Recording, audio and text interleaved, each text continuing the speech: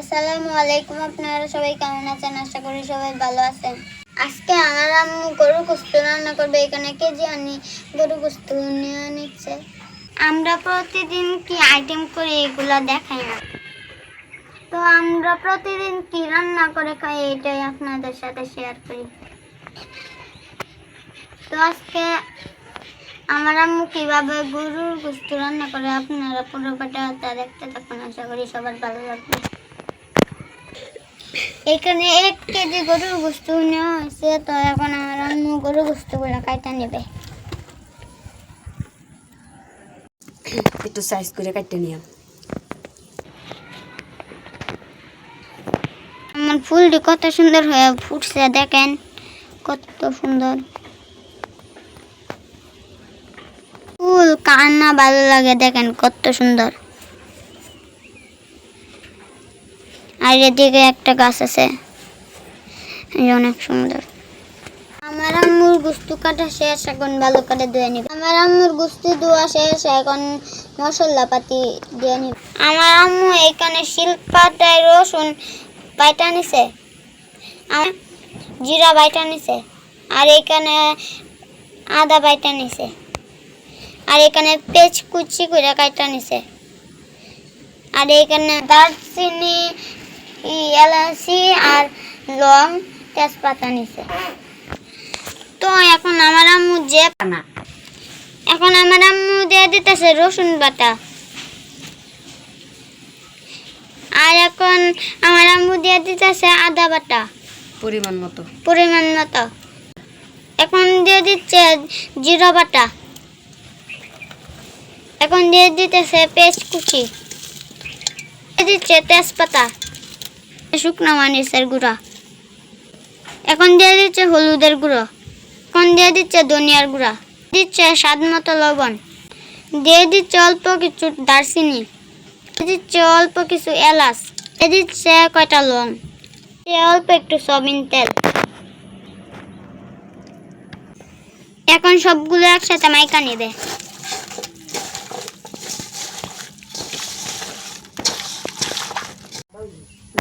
গরু গোশতের তরকারি মাইকা রান্না করলে অনেক মজা লাগে। আমার আম্মুর হাতে তরকারিটা মাইকা রান্না করলে অনেক মজা লাগে। আম্মুর মাখা শেষ, এখন অল্প একটু হাতে পানি নিয়ে এটা ভিজিয়ে দিবে। আমার আম্মু আগুনটা জ্বালিয়ে নিছে, এখন পাতিলটা বসাই দিবে। এখন ঢাকনা দিয়ে ঢেকে নেবে। তো এখন আমি গোশতটা কষাই নিতেছি।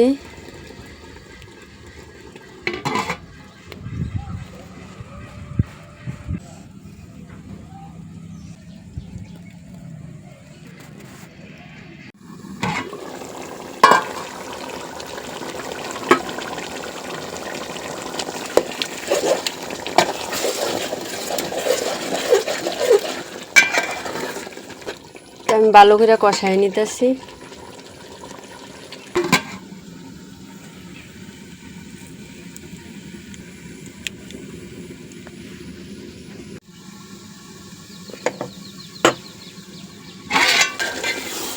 তো দেখেন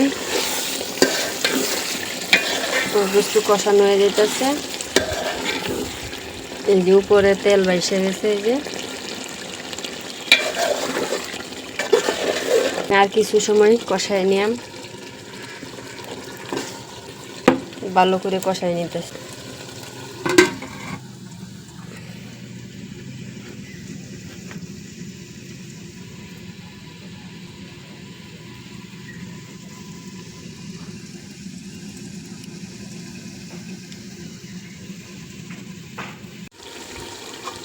তো আমার কষানো হয়ে গেছে, আমি অনেক ভালো করে কষাই নিছি। এই যে দেখেন তেলগুলো উঠে গেছে, ছাইড়ে দিয়েছে সবগুলা। এই যে খুব ভালো করে আমি কষাই নিছি। এখন আমি ঝুল দিয়ে দিলাম।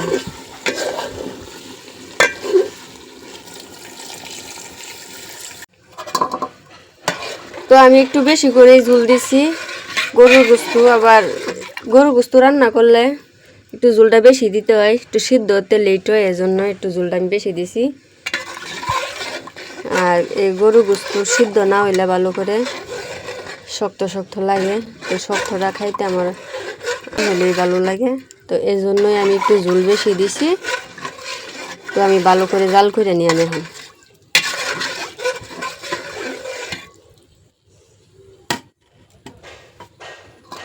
তো এখন আমি ডাইকা জাল করে নিতেছি।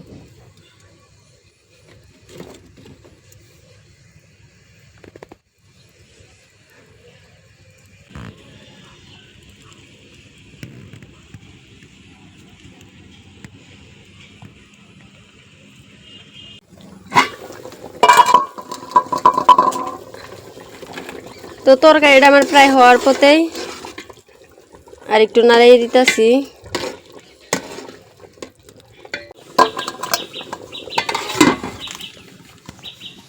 এদিকে মুনতাসিরও দাঁড়াই আছে খাওয়ার জন্য।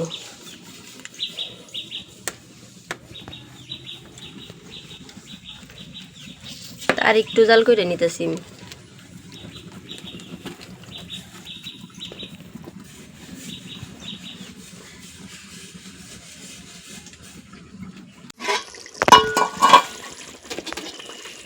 তো তরকারিটা আমার হয়ে গেছে, এই যে দেখেন কতটা সুন্দর হয়েছে, কালারটাও দেখছেন অনেক সুন্দর আসছে। তো আমি একদম কষাই ফেলছি, বেশি ঝোল রাখছি না। তো এখন আমি তরকারিটা তুললে নেম, মুনতাসিরও বসে আছে ভাত খাওয়ার জন্য।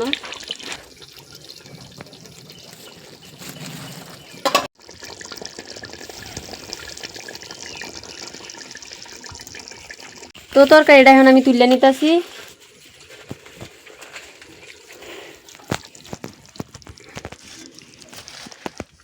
এই যে আমি তুললে নিছি।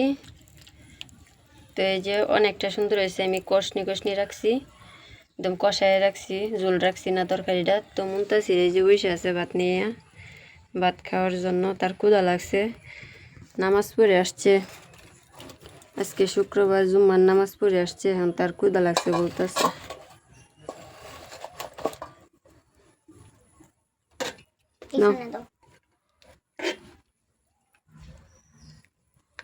তো মুনতাসির